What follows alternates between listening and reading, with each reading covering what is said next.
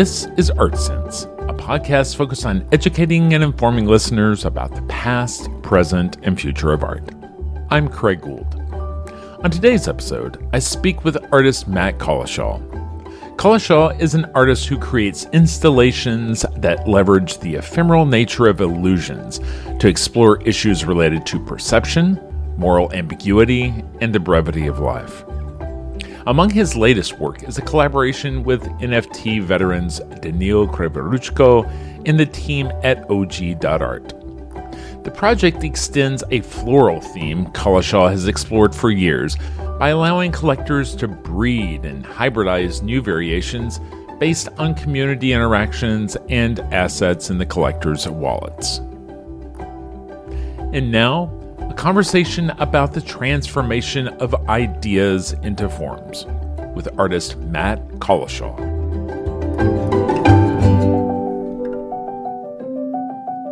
Mat Collishaw, thank you so much for joining me this week on the Art Sense podcast. Mat, a lot of times with artists, I'd like to start with throwing out the hypothetical that if you were sitting down at a dinner party who had no idea who Mat Collishaw is, and they were to ask you, what do you do? And you say you're an artist, and they kind of probe as to what that means in your case. How do you start to explain to them what your work is and how it is different than other people's? Craig, it's a nightmare scenario.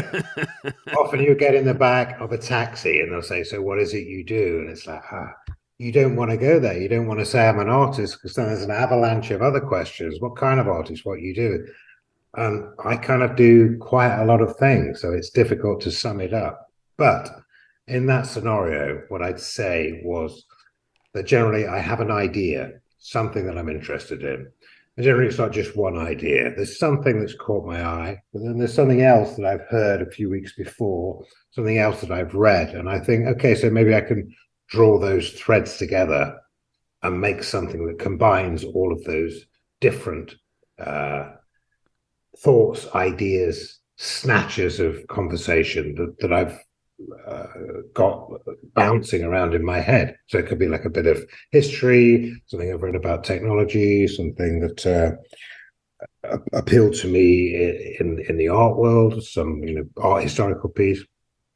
And then I try to make a form for it. So I try to find the form, find the method of bringing this idea out into the world.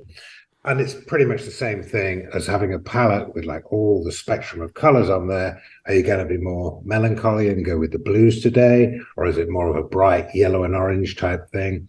Whether it's oil painting or VR or animatronics, certain formats predispose the audience to interpreting the work in different ways. So I try to find something that dovetails with this idea that I'm trying to put across. But this is the reason I work with so many different mediums. It's all part there as it's the artist palette. Just to start to have that conversation with someone who thinks of, well, are you a painter or do you draw? It's all of the above for Mat Collishaw, right? I mean, it's... Well, I was always more of a drawer than I was a painter, really. So just getting an idea down rather than trying to finesse it. It's more about the ideas. And to embellish that a little bit, generally the ideas seem to cohere around the human condition, what we all experience as we go through life, and how we perceive the world, and how that perception is manipulated and distorted by various agents, whether it's religion, political propaganda, advertising. There's a lot of means to create a distorted lens which changes our view of the world. And I think a lot of the time we accept these things and we believe them, and they inform the way that we navigate this world that we live in. So that interests me. I mean, I'm an artist, so why wouldn't it be? But it's not only like limited to what, the paintings in the Sistine Chapel or Russian Soviet propaganda in the 1940s. It could be something like a flower. A flower has its own form of manipulation. It has a particular scent and an appearance, so it can attract an insect to propagate itself. So again, it's a form of manipulation. It kind of interests me how vulnerable we are to this psychological hijacking.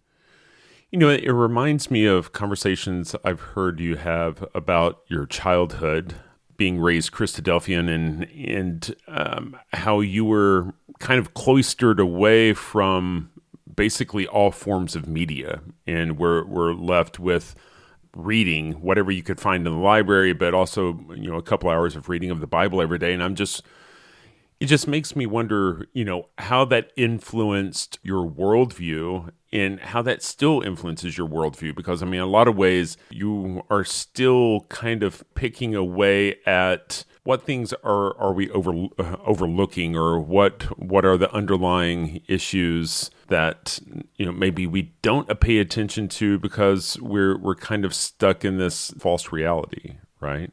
Yeah.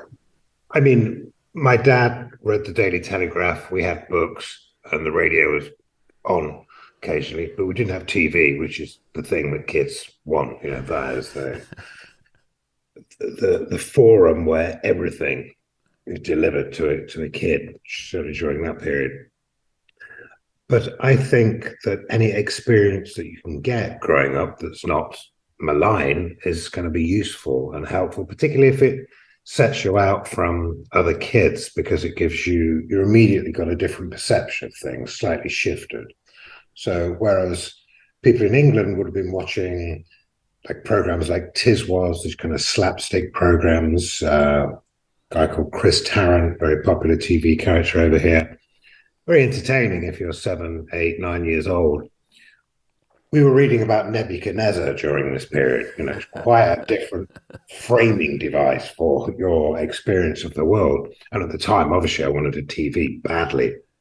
But looking back, I think it's very valuable to have that experience. And I think the debt that I think we have to history, or at least to respect it and acknowledge it, possibly comes from that. The emphasis was that everything happened like a few thousand years ago. We're now, the situation is playing out until end of days, until the second coming. So being steeped in a book like the Bible was a great starting point, partially because it gave me a slightly different perspective, but also because we live in what has been a Christian country, and that has informed a lot of the behavior and a lot of decisions that's been made in the history, the evolution of this country. So to understand the book that this all comes from, and to have lived that book for many years, I think has got to be helpful. And there is also obviously a very strong ethical dimension to the Old and the New Testament, slightly different in the New than it is in the Old. But I think that's something that I inherited in my work. Okay, so you have a choice to do good or to do bad, and there is that difference. And I'm not sure that people grow up watching like popular TV channels were presented with that dilemma quite as starkly. So again, that's something that I'm grateful for, and I think informs the decisions I make when I'm thinking about ideas for the work. And I think finally that this idea of transcendence, which I try to introduce in artworks. I try to make something when people see it, and it goes beyond the physical, it goes beyond the mundane, although there may be humdrum mundanities in it, that there's some urgent need of that I have to transcend this physical world. And I think that must come from being in a room with 100 people, saying prayers, doing reading, this reverential disposition, and the singing of hymns, and this joyous celebration, and this appeal to something beyond the realm that we live in. I think that probably more than anything is something that I've subconsciously absorbed and taken on in my work, this desire to transcend. So again, your work is it's very thoughtful. They're not one-liners. You're asking people to really consider some pretty weighty issues. Things like moral ambiguity, death and decay, in a lot of ways calls back to the era of memento mori, right? Yeah. So can you kind of talk about how that kind of has manifested itself in some of your bigger installations? Okay, the bigger installations. Okay, well, Well, I mean, big is making a 30-foot bicycle wheel at the top of the V&A, right? okay, yeah. That was quite a challenge. Yeah, a very cold couple of days when we're installing that, like 6 inches of snow.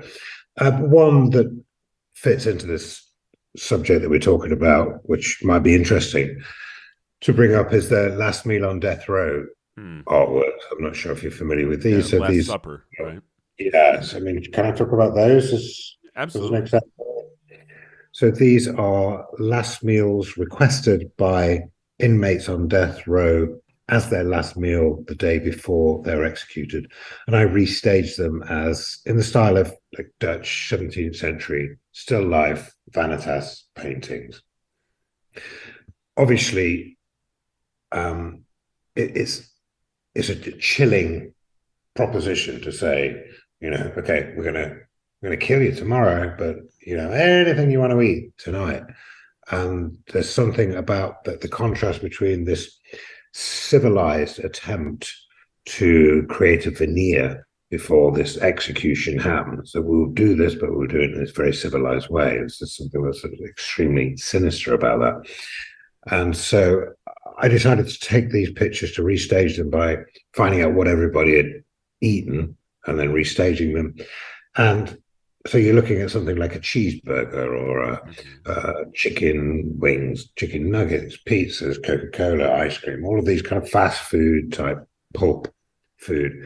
But by putting them in the style of the 17th century Dutch still life, you're immediately seeing them in through that lens of the memento mori, that this is like a tradition of painting that reflected on us thinking about mortality and the meaningless accumulation of worldly goods, the temporality, the brevity of life, all of these things. And you're looking at a pizza or a cheeseburger.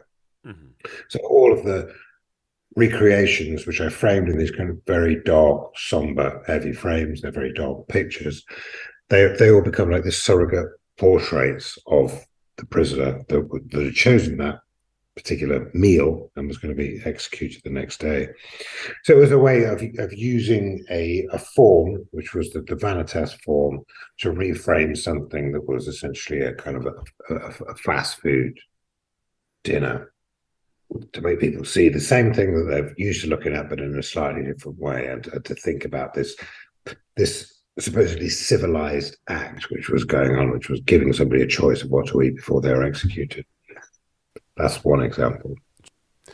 I think another common theme that we see kind of running through your work is the use of optical toys, like Victorian optical toys, like zoetropes, Pepper's Ghost. The use of mirrors. Do you see that as a way to get the viewer to slow down and think more about the piece? I mean, it's a conversation I've had with multiple artists in terms of what mechanism they can employ to try to get someone to stop and slow down. Yeah. Is that part of the motivation there? Yeah, I think absolutely. I think part of it is the fact that I did grow up without a TV, and I fetishized what this thing was, and it was considered like iniquitous, really, to be indulging in this television set. So there was an aura around this thing, which perhaps it shouldn't have. So suddenly, this little box in the corner of people's room was dangerous. It could inflict some kind of psychological damage to a kid, and the allure through that kind of discipline was very intoxicating.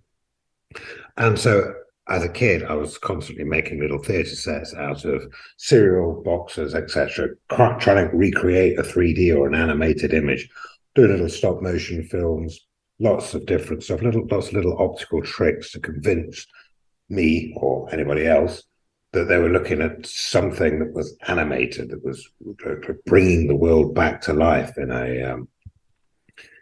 in another form. So for me, that was the initial motivation, I think. But yeah, I think you're right that you need people to look at stuff when they're in the gallery. And when you've got a digital screen on the wall, you can see the content on the screen, but what's actually generating the content is invisible. There's all these little invisible electrons flying around, but you don't see how that is generated. So if you use something like a three-dimensional zoetrope or a Pepper's Ghost, particularly in the way I try to present them, you can see the means of manufacturing that image. If you stay long enough, you can work out how that image is being generated and presented to you. So you kind of deconstruct it while you're standing in front of it. I mean, they're also quite compelling things to look at. A good three-dimensional zoetrope is really like, what is going on here? It defies reason, right? As does Purpose Goes. So ideally, it would stop people to try and work out what they're engaging with. And I think that's good with any artwork. If you've got a painting on the wall, so what am I looking at? I haven't seen that done before. Is it upside down? What's going on here? And like try to work that out. And then once you engage the person and try to work out what it is, you kind of got them. They're hooked. They're in there. And then there can be something else beneath that. It's also true that any art form, I think, is a form of illusion. You know, if you're creating a painting, it's some colored mud which you daub on a canvas or a board, and then you tell people to believe that there's something other than that. Certainly figurative painting, you're getting people to buy into whatever medium you've cooked up to serve up to the viewer. And I think the optical illusions that I use are like an exaggerated version of that. It's like, yeah, I'm selling you a dream here. I'm selling you something that's not real, but the method of delivering it is so effective that you are engaged with it. So what does that tell us about ourselves? That we are quite vulnerable to being manipulated and being beguiled by certain methods of presentation. Yeah, I mean, it was interesting. I heard you talking about a show you had a few years back called Thresholds, where it was a VR space of 3D objects in a room, but it harkened back to this Victorian exhibition, the first exhibition of photography. And I remember one of the things that you mentioned there was in that Victorian period, they were struggling with the line between science and illusion. And it reminds me that, I feel like we're kind of getting to that place again with, deep fakes and artificial intelligence and choosing to see things through our devices instead of, what's in front of us can open us up to, a lot of questions about reality, right? Yeah. Mm-hmm. The project that's coming up right now is Heterosis, right? Yeah. That's a project that you're releasing through OG.Art collaboration with Danil Krivoruchko. Can you talk a little bit about that project? And in a lot of ways, I feel like it kind of harkens back to a piece that you did, or an installation that you did a number of years back called Sorted Earth. And can you kind of tell us how kind of the genesis for the project and in your mind where what it's representing and where it's going? Yeah. I've made works with flowers for like many years, and I originally started doing it just because they were considered a little bit of a taboo. They were something for like placemats on a dining table or curtains or greeting cards, and the art world didn't really go near them because I considered, I think, too cheesy. But of course, a flower is this incredible mechanism. It's essentially a breeding machine. All it wants to do is to propagate, and it uses all kinds of manipulative devices to attract insects or birds to propagate its species and further its gene line. So that contrast between being these exquisite looking organisms and the fact that they are survival machines was like something that I thought I could use. And generally I try to use them as like a vehicle for an idea. So back in the mid-90s, when I first got a computer and Photoshop, I started putting animal skins onto flowers, like a tiger skin, leopard skin. something like some kind of weird genetic engineering had gone on. And then I started putting various diseases on the skins of these flowers. A lot of them were like sexual diseases, syphilis and gonorrhea. That came about through reading a lot of French writers, a guy called J.K. Heisman and Baudelaire, Fleur de Mal, an obvious link, and also some Jean Genet. I won't go into all of that, but it was the idea, it's kind of a decadent idea of something that's become so opulent that it's starting, that there's some kind of mental decay happening. And I made those as, first of all, images generated with Photoshop, and then I made real physical sculptures, and then I made this huge video installation with animations of these flowers growing with these diseases on them. And the idea being in that we kind of, maybe we poisoned, one of the ideas, we poison the earth, and this is a manifestation of this wrongdoing done to the environment. And moving forwards, I kept my eye on the whole like NFT, like metaverse developments. And I thought, because I work in so many different mediums, maybe it's something I should think about, and it would be a solution for the digital work I'm creating, which generally is exhibited on a screen. It's like back into the physical world again. Maybe it can exist totally out there in the ether. But I thought if I wanted to engage with these new mediums, I have to do something that actually utilizes the new formats that they're giving us. And I think a lot of projects, NFTs, etc., they're skeuomorphic. I think it could be an artwork on a wall in a gallery, but it's a digital artwork that's become an NFT. And it's like, well, what is it doing any different other than being guaranteed on blockchain? The ownership being guaranteed on blockchain. So I started reading more about like generative and dynamic NFTs, and I was also working with Antoine Cardin, this French guy who's got a company called El Gabal in Paris, and I was working with him on developing some social, interactive, immersive, persistent environments where we build the environment in Unreal Engine, people that go in, meet other people, interact with whatever we built, interact with certain pre-recorded avatars, etc. So I was thinking about how to do something with dynamic NFTs, the NFTs that evolve with this like a social, interactive aspect to the project. And at that point, I started talking to Nadia from Art, who got the OG platform, and they were releasing a big project with Danil and with Michael Jew, who's an old friend of mine. And it was kind of really interesting what we were doing. And I've been developing this idea for flowers because I've worked with them for so long. And I thought, okay, well, what's happening with a flower with their genes is not that different to its coding, basically. And maybe we can make computer code reflect flower. The genes in a flower, where you have a flower, you hybrid it with another flower, and one flower can adopt certain characteristics of that other flower. And then we could also have recessive genes. So you may not be aware that your flower has certain hidden genes inside of it, or that the other flower that you're breeding your flower with has recessive genes too. So there's elements of surprise buried in it. And at the time, there's a lot of comparisons being made about tulip mania, this speculative bubble in Holland in the 17th century, because of this kind of spike in prices that was happening in 2021. So I started reading several books on the subject, and the more I read, the more interesting the parallels and the differences became. And all of those ideas started to merge into this project, which we're soon to launch, called Heterosis. If you don't mind, I'll say a couple of things about the tulip mania phenomenon. It's so fascinating. Was that as soon as you get the market involved with art and ideas of beauty, something happens to our idea of what beauty is.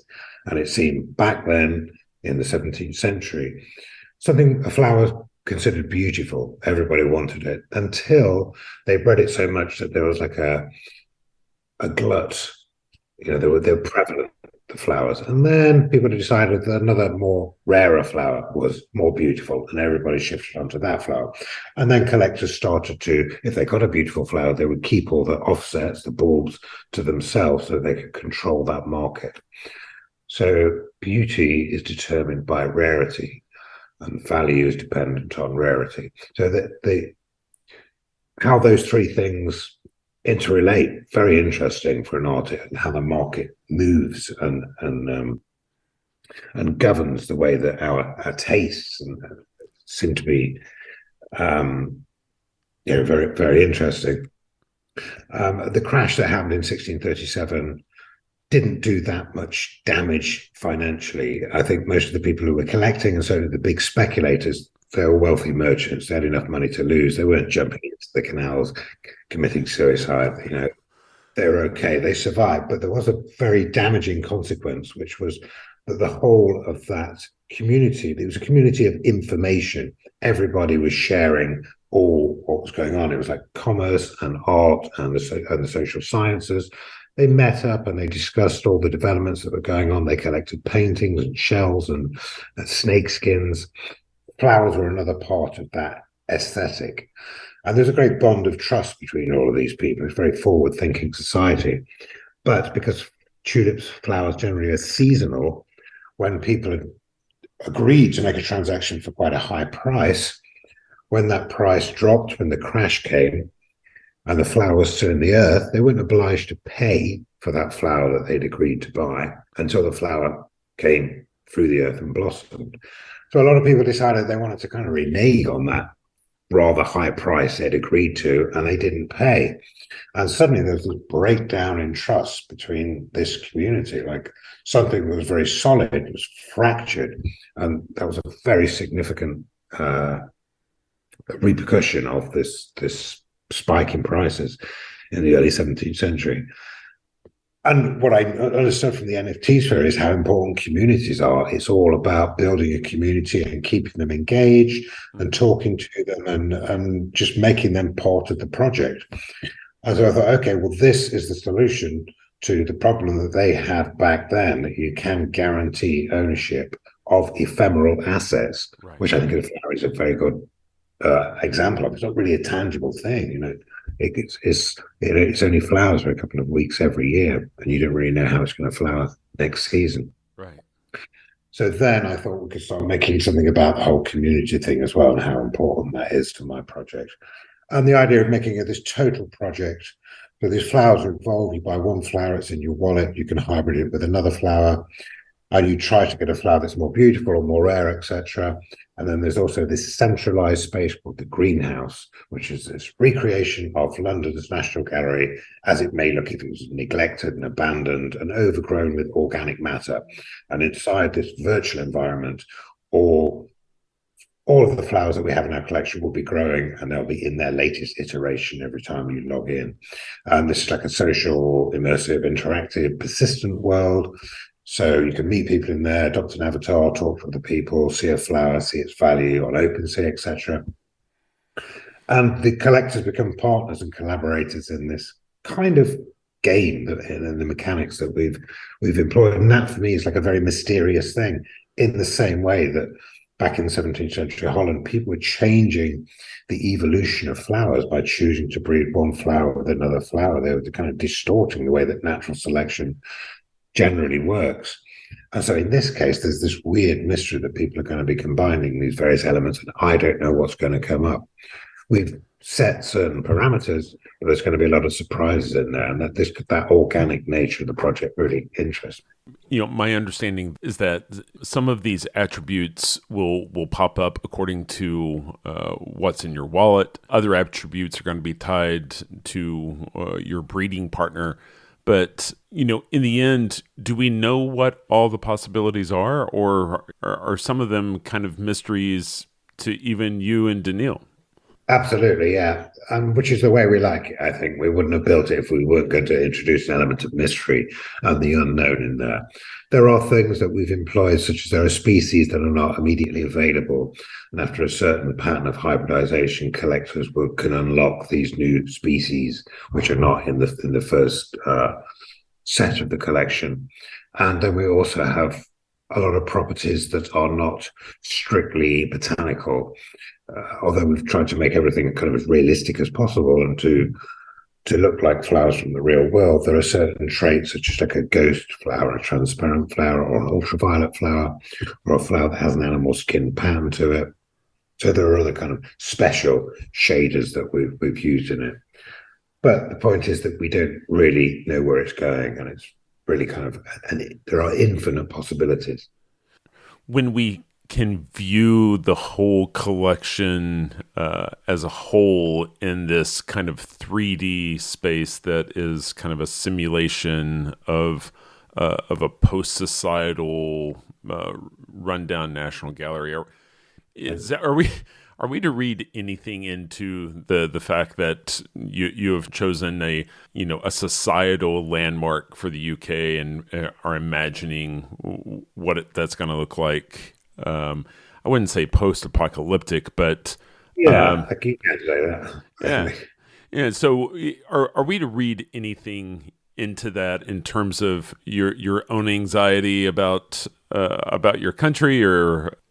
I wanted something that resonated with me, and the idea of all these I go to the National Gallery quite a lot, and to have these revered paintings unseen by the human eye would be such a cruel twist of fate. To have these great Caravaggio painting that nobody can look at because the human race has departed from certainly this area. To me, that's kind of quite a shocking prospect.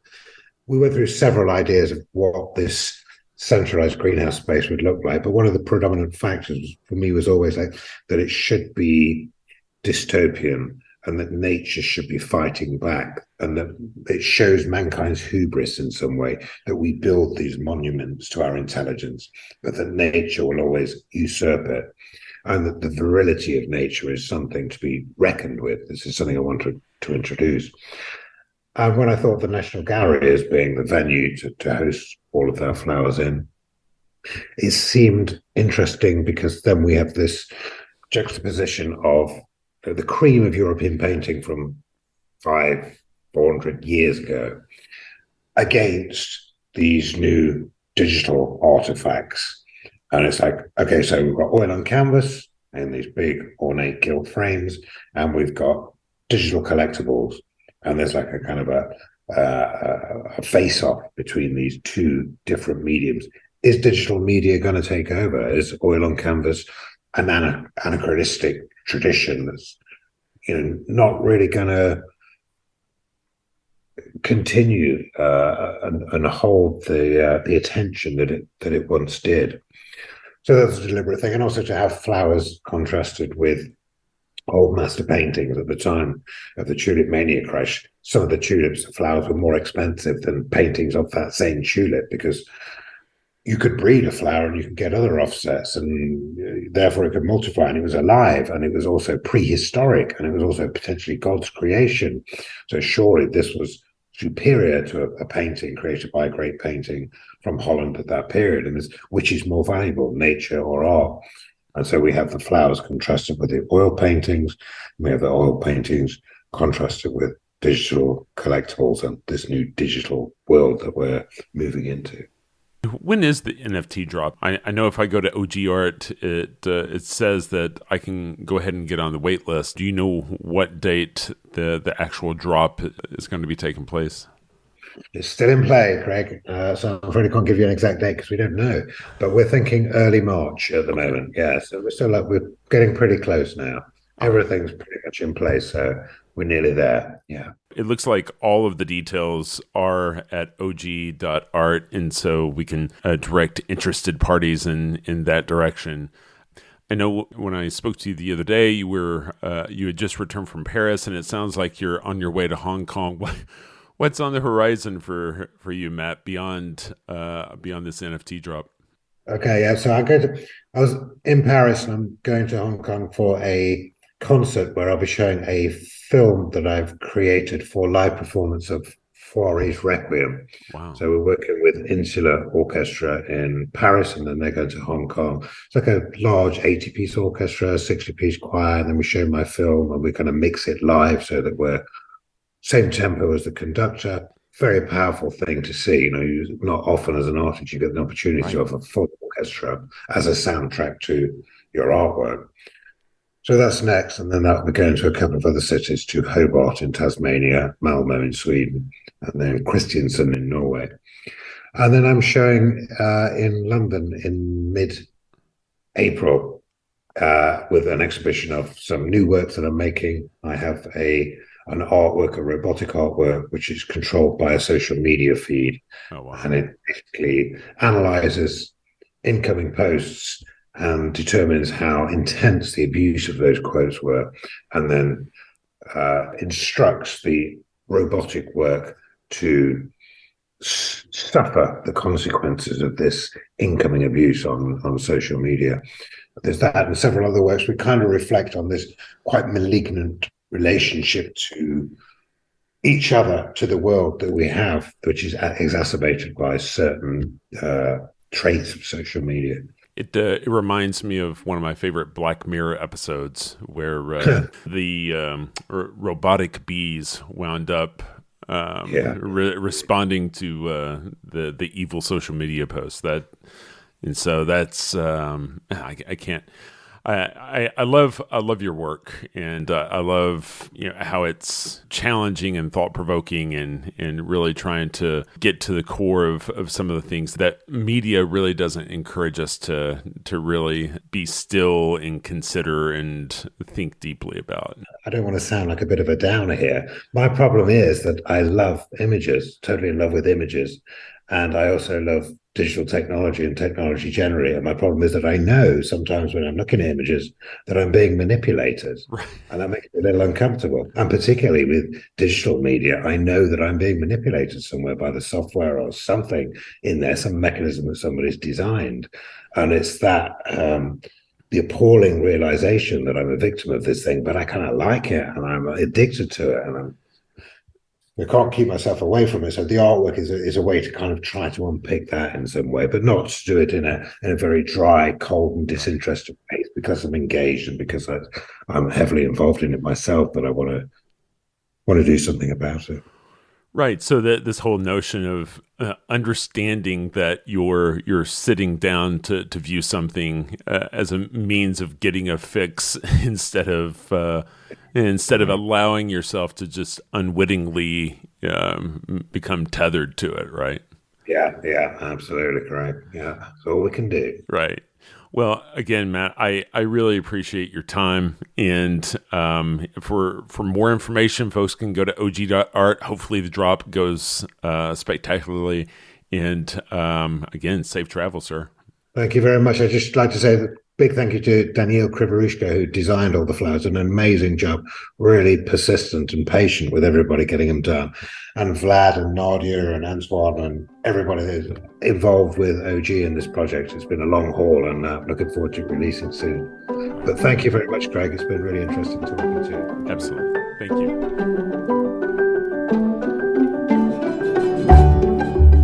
That's all the time we have for this week. You've been listening to Art Sense. You can find the show on Apple Podcasts, iTunes, Google Play, Stitcher Radio, Spotify, or your favorite podcast app. If you've enjoyed this podcast, be sure to subscribe. And while you're there, please rate the show and leave a quick review. Your feedback is the key to other folks finding us. And if you'd like to see images related to the conversation, read the transcript, and find other bonus features, you can go to Cambia.art and click on the podcast tab. If you'd like to reach out to me, you can email me at craig@cambia.art. Thanks for listening.